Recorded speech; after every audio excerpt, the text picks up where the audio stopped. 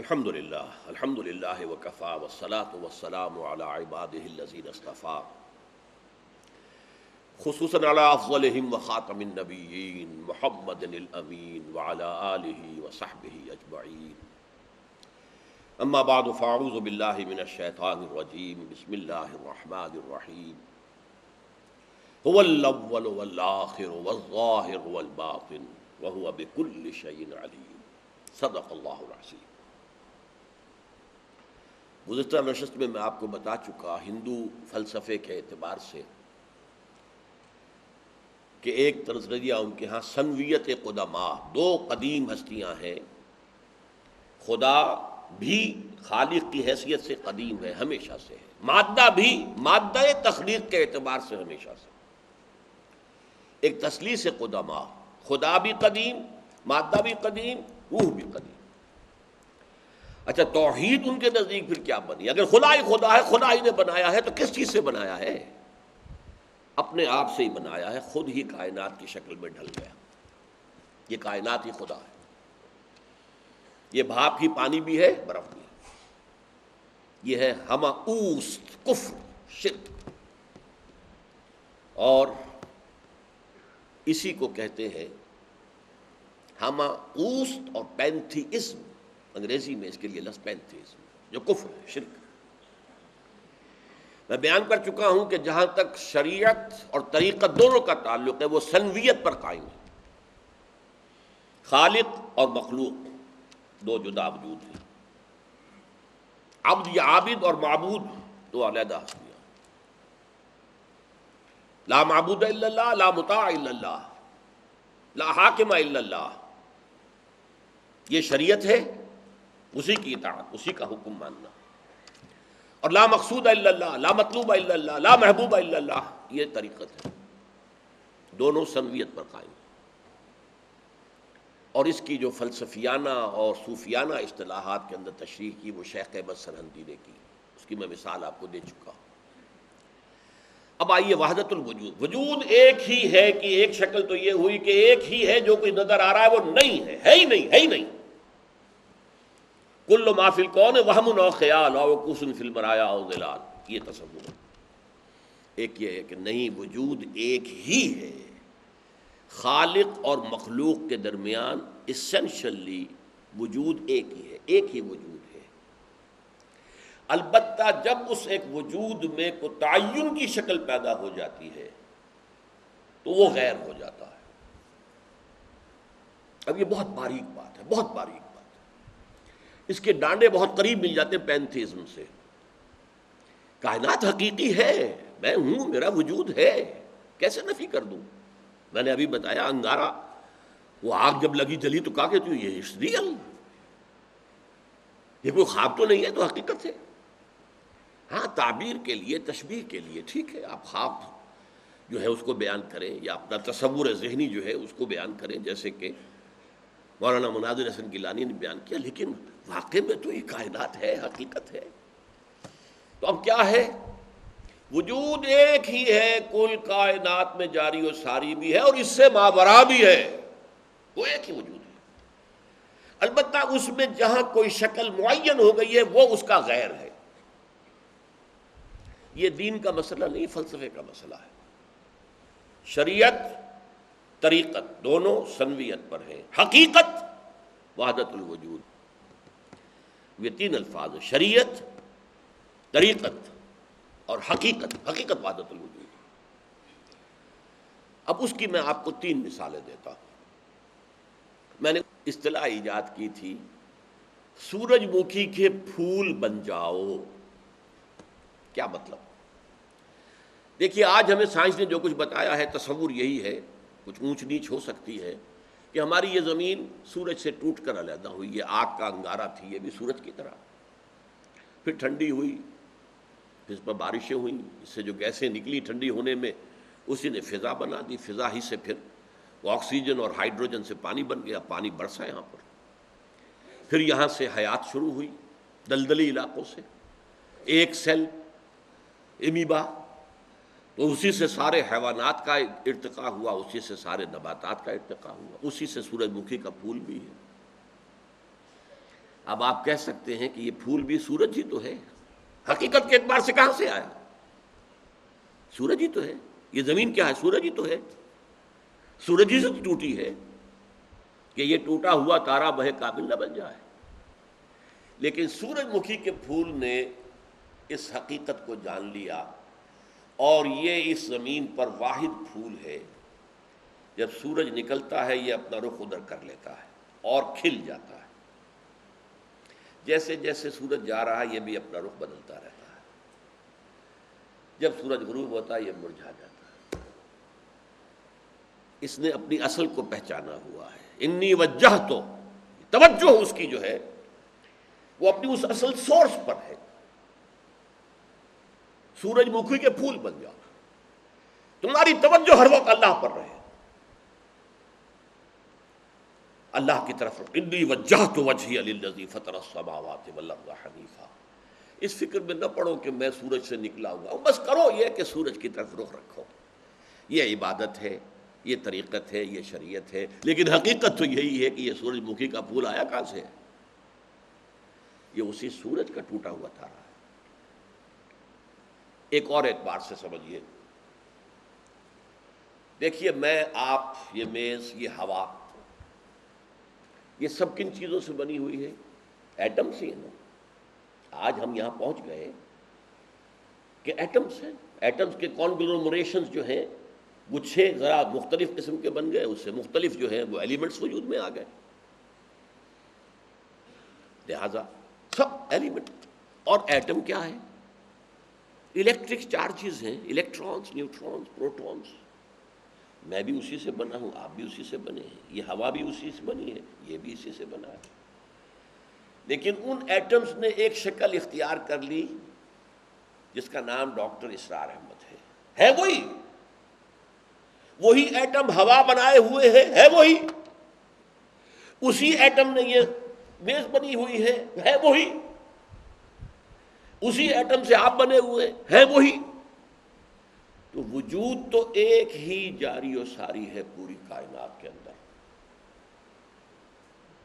لیکن جب معین ہو گئی شے تو میں اور ہوں، تم اور ہو، آپ اور ہیں، یہ ہوا اور ہے، میز اور ہے، سورج اور ہے، چاند اور ہے، وجود ایک ہی، اسینشلی وحدت الوجود، وجود حقیقتاً ایک ہی ہے۔ البتہ جب وہ وجود کوئی معین شکل اختیار کر لیتا ہے تو وہ اب غیر ہو جاتا ہے، وہ خدا نہیں ہے۔ پینتھیزم سے یہاں علیحدہ ہو گیا، وہ خدا نہیں ہے، وہ خدا کا غیر ہے، لہذا پینتھیزم سے اس سے علیحدہ ہو گیا ہے۔ وحدت الوجود، وجود ایک ہے، وجود ایک ہے، اور یا یہ کہیے کہ باقی جو کچھ ہے ہی نہیں، یا یہ کہیے کہ باقی جو کچھ نظر آ رہا ہے اسی وجود کی معین شکلیں ہیں، اور وہ اس وجود سے علیحدہ غیر ہے۔ اچھا، اس سے اب آگے چل کر میرا ایک اور فلسفہ ہے جس کو میں نے تفصیل سے بیان کیا ہے، ایجاد و ابداع عالم سے عالمی نظام خلافت تک۔ یہ کائنات اللہ کے امر کن سے وجود میں آئی ہے، جو شے بن رہی ہے کن سے بن رہی ہے۔ یہ کن کیا ہے؟ کلام ہے، کلام اللہ کی صفت ہے، اور متکلمین نے سارے فلسفے کھنگال کے فیصلہ کیا ہے، یہ بڑا ٹیڑھا مسئلہ ہے جو شروع سے چلا آ رہا ہے، اللہ کی صفات اس کی ذات کا جزو لا ینفک ہے یا علیحدہ ہے؟ ایک اللہ، ایک اس کا علم ہے، یہ علم اس کی ذات کے اندر ہے یا اس سے علیحدہ ہے صفات ذات حق حق سے جدا یا عین ذات؟ اقبال نے جو ابلیس کی مجلس شورا میں یہ مصرع کہا ہے، اس پر اتنی بحثیں کی ہیں متکلمین نے اور مسلمان فلاسفہ نے کہ ذات و صفات، ایٹریبیوٹس آف گاڈ، آیا یہ گاڈ کی اپنی ذات کا جزو لا ینفک ہے اور ہمیشہ سے ہے، یا یہ اضافی شے ہے؟ اچھا، اس میں سب سے ٹیڑھا مسئلہ وہ ہو جاتا ہے کہ اللہ کی بعض صفات انفعالی ہے، میں نے کوئی کام کیا اللہ خوش ہو گیا، یہ خوشی تو انفعالی ہے، میرے اندر پہلے تو موجود نہیں تھی نا، کسی کی اچھے کام سے خوشی پیدا ہوئی۔ کوئی کام کیا اور اللہ ناراض ہو گیا، غضب اللہ تعالی واہتز لہ العرش. حضور کی حدیث ہے یہ، اذا مدح الفاسق، جب کسی فاسق اور فاجر انسان کی مدح کی جاتی ہے اللہ تعالیٰ اتنا غضبناک ہوتا ہے کہ اس کا عرش کانپ اٹھتا ہے، لرز اٹھتا ہے غصے کی وجہ سے. یہ غصہ تو کسی کے عمل سے پیدا ہوا تو انفعالی شے ہو گئی. آپ دیکھ رہے ہیں اب یہ فلسفہ کتنے ٹیڑھے ہیں اور کتنے مسائل محیب ہیں، لیکن اس پر اجماع ہے کہ صفات باری تعالی لا عین ولا غیر. لا عین ہے، عین مانے تو مصیبت، غیر مانے تو مصیبت. لا عین ولا غیر. اور لا عین ولا غیر کا کیا مطلب ہوا؟ ایک اعتبار سے عین، ایک اعتبار سے غیر. من وجہ عین الذات ومن وجہ آخر غیر الذات. لہذا اسی کو اب کلام پر جب ہم کریں گے، کن کا ظہور ہے تو کن اللہ کا کلام ہے، کلام اللہ کی صفت ہے. یہ کائنات نہ اس کا عین ہے نہ غیر ہے، یا ایک اعتبار سے عین ہے، ایک اعتبار سے غیر ہے. عین ہے اسینشل وجود کے اعتبار سے اور غیر ہے اپنے معین وجود کے اعتبار سے. یہ ہے فلسفہ وحدت الوجود. پلوٹائنس، شیخ اکبر، عبد القادر بیدل، غالب، پھر ہمارے ہاں شاہ ولی اللہ دہلوی. اب دیکھیے جہاں تک ابن عربی کا تعلق ہے، ہمارے ہاں یہ دو اپوزٹ پولز ملتے ہیں بزرگوں میں. ایک انتہا پر ابن تیمیہ ہے رحمۃ اللہ علیہ، جن کے بارے میں میں نے آپ کو بتایا کہ انہوں نے اس طرح سمجھا ہے، اس طرح اترتا ہے اللہ جیسے میں یہ ممبر سے اتر رہا ہوں. یہ زیادتی ہے، لیکن بہرحال ایک فکر ہے، ایک سوچ ہے. قرآن اور حدیث کے بہت بڑے عالم تھے، بہت بڑے عالم، بہت بڑے عالم. دوسری انتہا پر ابن عربی ہیں جن کا فلسفہ میں نے آپ کو بتایا. تمام صوفیاء ابن عربی کو شیخ اکبر کہتے ہیں، الشیخ الاکبر. اور صرف الشیخ کہیں گے، دی شیخ، تو اس سے مراد ابن عربی ہوگا. اور ابن تیمیہ انہیں کہتے ہیں زندیق، ملحد. یہ دو انتہائیں ہیں. ہمارے ہاں جو عام طور پر اہل حدیث حضرات ہیں وہ ابن تیمیہ کے فالوورز ہیں ان عقائد میں. ان کے ہاں تصور کیا ہے؟ اللہ تعالی ہر جگہ اگر ہے تو صفاتی اعتبار سے، ذاتی اعتبار سے نہیں. وہ تو اپنی جگہ عرش پر ہے، ساتویں آسمان کے اوپر عرش ہے، عرش کے اوپر کرسی ہے، کرسی پر وہ ہے. اب اس میں ایک طرح کی تجسیم بھی آ گئی، محدودیت بھی آ گئی. اس کائنات میں تو اللہ ہے ہی نہیں، تو پھر اللہ محدود ہو گیا نا، وہ تو کسی خاص جگہ پر ہو گیا نا. ایک تصور یہ ہے. اور عام آدمی یہ بھی سمجھے تو ٹھیک ہے، اسے یہ معلوم رہے کہ اللہ ہی رازق ہے، اللہ ہی خالق ہے، اللہ ہی مصیبت سے نجات دلانے والا ہے، اللہ ہی مشکل کشا ہے، اللہ ہی حاجت روا ہے، اللہ ہی، یہ بس اسے معلوم ہو، توحید مکمل ہو گئی. لیکن فلسفہ کچھ اور شے ہے، فلسفہ کچھ اور سوالات پیدا کرتا ہے. جیسے میں نے کہا ہے صفات ذات حق، حق سے جدا یا عین ذات. اب یہ فلسفہ ہے. صفات باری تعالی اگر قدیم ہے صفات تو یہ غصہ، یہ تو قدیم نہیں ہو سکتا. غصہ تو کسی کام پر آیا، خوشی تو کسی کام پر ہوئی، یہ قدیم کیسے ہوگا؟ تو عین یا غیر، لا عین ولا غیر. اور جس کی میں تعبیر کرتا ہوں کہ من وجہ عین الذات ومن وجہ آخر غیر الذات. اب اس سلسلے میں علامہ اقبال نے جو بات کہی ہے، جو پروفیسر یوسف سلیم چشتی مرحوم نے مجھے بتایا تھا کہ انتقال سے صرف 3 ماہ قبل یہ اشعار کہے. وحدت الوجود کے، پینتھیزم کے، دونوں کے شدید مخالف تھے علامہ اقبال شروع میں. اسی لیے وہ حافظ کو بھی بہت بڑا گمراہ کن شاعر سمجھتے تھے، اس لیے کہ وحدت الوجود کے عامیانہ انداز میں جو ہے وہ شاعری میں جب اس کو آ گیا ہے تو عوام کے زبان پر جب چڑھا ہے تو وہ اس کے ڈانڈے پینتھیزم سے مل گئے، عوام کے اندر اس کا تصور یہ ہو گیا. لیکن آخر میں انہیں بھی آنا پڑا ہے. تو اے ناداں دل آگاہ دریاب، اے نادان وہ دل تلاش کر جو آگاہ ہو، ہر چیز سے واقف ہو. لا موجود الا اللہ دریاب، لا موجود الا اللہ، وہ جو میں نے آپ سے عرض کیا تھا نا کہ لا الہ الا اللہ کے 3 لیولز ہیں. لا معبود الا اللہ، لا مطاع الا اللہ، لا حاکم الا اللہ، ان الحکم الا للہ، لا رازق الا اللہ، لا خالق الا اللہ. اور دوسرا لیول لا مطلوب الا اللہ، لا مقصود الا اللہ، لا محبوب الا اللہ. اور تیسرا لیول لا موجود الا اللہ. ہمارے ٹاپ کے فلسفی اور صوفیہ اس لا موجود الا اللہ پر پہنچے. اور 12ویں صدی کے مجدد اعظم شاہ ولی اللہ دہلوی رحمۃ اللہ علیہ، انہوں نے اس میں قول فیصل کہا کہ محی الدین ابن عربی کی وحدت الوجود اور شیخ احمد سرہندی کی وحدت الشہود میں باریک سا فرق ہے تعبیر کا، ورنہ وہ ایک ہی ہے. اور اس کو انہوں نے عنوان دیا توحید وجودی. ہندوستان میں ہمارے بڑے ٹاپ کے شاعروں میں سے تھے عبد القادر بیدل فارسی کے. اس وقت تک ابھی اردو کا وجود ہی نہیں تھا، اردو تھی نہیں ہندوستان میں اس وقت. تو شیخ عبد القادر بیدل جو ہیں وہ وحدت الوجود کے بہت بڑے قائل تھے. اور ان کی عظمت کا عالم یہ ہے کہ غالب کہتا ہے طرز بیدل میں ریختہ لکھنا اسد اللہ خان قیامت ہے. کہ بیدل کے انداز میں اردو میں شاعری کرنا، ان تو فارسی میں کی، اردو کو ریختہ کہتے تھے پہلے، یہ نئی زبان جو بنی تھی ریختہ. طرز بیدل میں ریختہ لکھنا اسد اللہ خان قیامت ہے. لیکن وہ اسد اللہ خان بھی یہ کہتے ہیں جارو بلا بیار کہ این شرک فی الوجود با گرد فرش و سینہ با ایواں برابر است.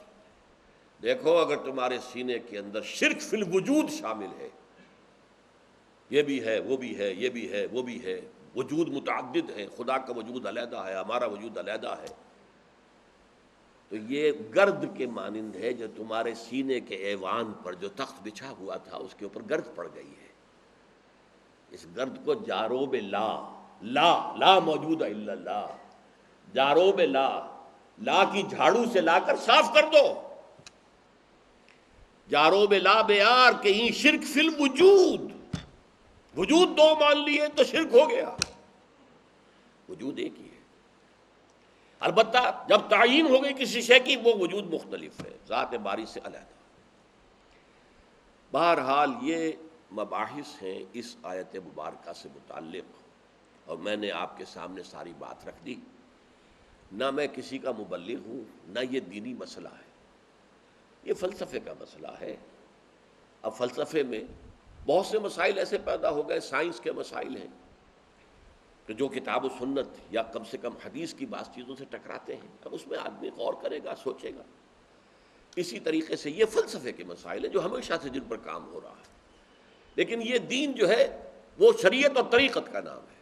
حقیقت کو چھوڑ دو، حقیقت جو ہے بس ہے. تم سورج مکھی کے پھول بن جاؤ، تمہاری توجہ ہر وقت اپنی اس ذات جو جس نے تمہیں پیدا کیا ہے.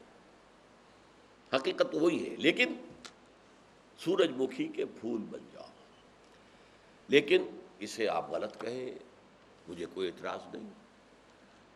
لیکن یہ کہ ایک شخصیت کو میں ایسے سے واقف ہوں جو اہل حدیث بھی کٹر تھے اور صوفی بھی بڑے تھے. یہ جو ہمارے ہاں مشہور ہے غزنوی خاندان، مولانا عبداللہ غزنوی آئے تھے اور وہ اپنے تصوف کی بعض آراء کی وجہ سے اور بعض اپنی اہل حدیثیت کی آراء کی وجہ سے افغانستان سے نکال دیے گئے تھے، غزنی سے نکال دیے گئے. تو امرتسر میں آ کر آباد ہوئے. ان کی اولاد ہے یہ غزنوی خاندان. ان میں مولانا داؤد غزنوی رحمۃ اللہ علیہ سے میرا بڑا قرب رہا ہے. ان کے پھر بیٹے تھے ابو بکر غزنوی، وہ معروف ہیں، کافی لوگ ان سے واقف ہوں گے. داؤد غزنوی رحمۃ اللہ علیہ یہ دو متضاد چیزوں کا مجموعہ تھے، تصوف بھی اور اہل حدیثیت بھی۔ عام طور پر اہل حدیث کی ساری توجہ ظاہر پر رہتی ہے، وہ باطن میں جانتے ہی نہیں، اندر نہیں جاتے، فلسفے سے کوئی تعلق ہی نہیں۔ لیکن فلسفہ اور تصوف یہ جڑے ہوئے آپس میں چولی دامن کے ساتھ۔ انہوں نے ایک دفعہ منٹگمری میں، جو اب ساہیوال کہلاتا ہے، آ کر تقریر کی۔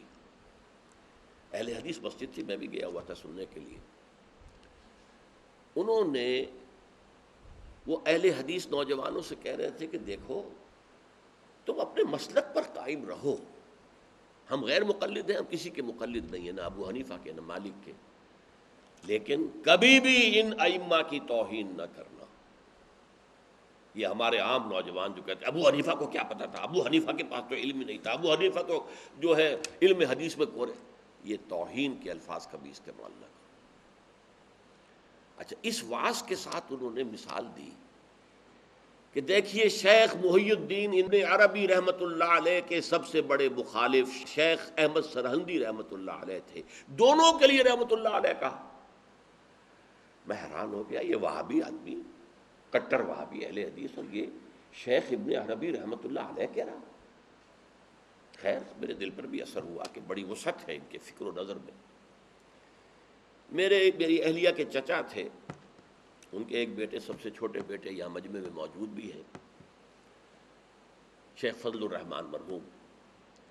ان کے بہت گہرے تعلقات تھے یہ جو خاندان غزنوی خاندان سے۔ انہوں نے شام کو کھانے پر بلایا، مجھے بھی بلا لیا، میں ان کا داماد ہی تھا نا۔ تو وہاں میں نے کہا کہ حضرت آپ نے شیخ ابن عربی کے ساتھ رحمۃ اللہ علیہ کے الفاظ استعمال کیے، جبکہ ابن تیمیہ نے کوئی شرعی گالی چھوڑی نہیں ان کے لیے، زندیق، ملحد، اور آپ اہل حدیث ہیں، یہ کیسے ہوا؟ میں ان کی عظمت کا قائل ہو گیا، ان کی آنکھوں میں آنسو آ گئے۔ کہنے لگے ڈاکٹر صاحب یہ دونوں ہمارے بزرگ ہیں، ہم خرد ہیں، آپس کے اختلافات وہ جانے، ہم چھوٹے ہیں، خرد ہیں، خرد رہنے ہی میں عافیت سمجھتے ہیں، ہمارے لیے دونوں محترم ہیں۔ اور مسجد میں انہوں نے ایک مثال بیان کی تھی کہ شیخ احمد سرہندی رحمۃ اللہ علیہ نے شیخ ابن عربی کے بارے میں اپنے مکتوبات میں لکھا ہے، ما ذل بردار خان ایشانم لیکن چکنم معاملہ صفات باری تعالی است، کہ ہم شیخ ابن عربی کے دسترخوان کے جھوٹے ٹکڑے کھانے والوں میں سے ہیں۔ کون کہہ رہا ہے؟ مجدد الفسانی کہہ رہا ہے، ما ذل بردار خان ایشانم، ان کے دسترخوان کے سوکھے جوڑے ہوئے جھوٹے ٹکڑے کھانے والوں میں سے ہم ہیں، لیکن چکنم، لیکن کیا کریں، معاملہ صفات باری تعالی است، یہ باری تعالیٰ کی صفات کا معاملہ ہے، ہمیں اختلاف کرنا پڑ رہا ہے، اختلاف ہم کر رہے ہیں، لیکن ہم ان کے دسترخوان کے جھوٹے ٹکڑے کھانے والے۔ یہ کہہ رہے ہیں شیخ احمد سرہندی رحمۃ اللہ علیہ، جن کے بارے میں مشہور ہے کہ ابن عربی کا یا تو مخالف اول ابن تیمیہ رحمۃ اللہ علیہ، اور یا پھر مخالف دوم جس نے جوابی فلسفہ پیدا کیا، وہ شیخ احمد سرہندی رحمۃ اللہ علیہ۔ تو یہ ہے کہ ان چیزوں کے بارے میں اپنے سینوں کو وسعت دیجیے، آپ ابن عربی کی بات کو چھوڑ دیجیے، پھینک دیجیے، لیکن توہین نہ کیجیے، اس کو خام خواہ کفر سے تعبیر نہ کیجیے۔ یہ چیزیں جو ہیں، اور پھر ہمارے سارے صوفیہ جو اس کے قائل ہیں، پھر ان سے بدزنی ہو گئی۔ میں صرف اس لیے کہ وہ بدزنی اور دلی نفرت کا معاملہ ختم ہو جائے، میں یہ ساری بحث اس لیے کیا کرتا ہوں، ورنہ میرے عام دروس میں ان مسائل پر گفتگو نہیں ہوتی ہے۔ بڑے گہرے مسائل ہیں اور ان کا سمجھنا عام لوگوں کے لیے ممکن بھی نہیں ہے، بلکہ عام آدمی کے، یہ جس کو کہتے ہیں نا ہوشدار کے رہ بردب تیغست قدم را، ہوشیار رہ جاؤ، یہ تم جو چل رہے ہو یہ تلوار کی دھار کی طرح کا راستہ ہے، کاٹ کے رکھ دے گا تمہیں۔ جیسے ہم کہتے ہیں پل صراط جو ہے وہ بال سے زیادہ باریک ہوگا اور تلوار کی دھار سے زیادہ تیز ہوگا، جس پر سے گزرنا ہے قیامت میں۔ یہ کہاوت ہے۔ اسی طرح یہ ہماؤس یا پینتھیزم اور وحدت الوجود شیخ ابن عربی کا، یہ اس قدر قریب ایک دوسرے سے ہے کہ اس میں ادھر سے ادھر بھٹک جانا یہ بہت آسان ہے، اس سے بچنا چاہیے۔ پینتھیزم میں یہ کائنات حقیقی ہے اور خود خدا ہے، وحدت الوجود میں ایسنس جو ہے، وجود، وہ تو ہے بسیط کس کائنات کا اور اللہ کا، لیکن جب ہم نے کوئی معین شکل اختیار کر لی، یہ ایٹمز ایک خاص شکل میں جمع ہو گئے تو ان کی صورت بن گئی ہے، وہی ایٹم کوئی خاص شکل میں جمع ہو گئے تو میری صورت بن گئی ہے، اب میں اس سے غیر ہوں، یہ مجھ سے غیر ہے، وہ علیحدہ وجود کے حامل ہے۔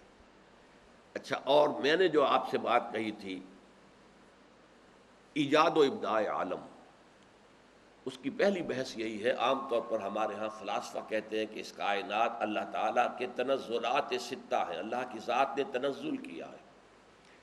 میں نے اس سے شدید اختلاف کیا، ذات باری تعالیٰ نے تنزل نہیں کیا، ذات باری تعالیٰ کے ایک امر کن نے تنزل کیا ہے۔ یہ کن جو ہے، اسی نے ایک بسیط روشنی کی شکل اختیار کی ہے جس سے ملائکہ اور ارواح انسانیہ پیدا کیے گئے۔ یہ نور تھا، یہ نور ہماری اس نور کی طرح نہیں، سورج کے نور کی طرح نہیں۔ پھر اس کے ایک حصے میں، اس نور کے ایک حصے میں دھماکہ ہوا جسے بگ بینگ کہا جا رہا ہے، اور ناری کرے وجود میں آ گئے، آگ۔ اس وقت جنات کی تخلیق ہوئی ہے۔ پھر ان ناری کروں میں سے جو ٹھنڈے ہوئے، چاند بھی ٹھنڈا ہوا ہے، مریخ بھی ٹھنڈا ہے، زمین بھی ٹھنڈی ہوئی، زمین کو اللہ نے چنا، یہاں پر پھر وہ ٹھنڈی ہوئی تو ہوا بنی، بارش آئی، پھر حیات، حیواناتی، نباتاتی۔ یہ تیسرا مرحلہ ہے، یہ تنزل ہے۔ بہرحال یہ فلسفے کے غامض موضوعات پر میرا وہ کتابچہ ہے، جو حضرات دلچسپی رکھتے ہوں وہ اس کا مطالعہ کریں۔ مشکل ہے، ثقیل ہے، شروع کی بحث اس کی بہت ثقیل ہے۔ قرآن مجید میں جو نور، امر، کلام اور کلمہ، یہ جو الفاظ آئے ہیں، ان کا وحی، ان کا قرب کیا ہے، اس پر میری علمی بحث ہے، اس پر آپ مطالعہ کریں تو انشاءاللہ فائدہ ہوگا۔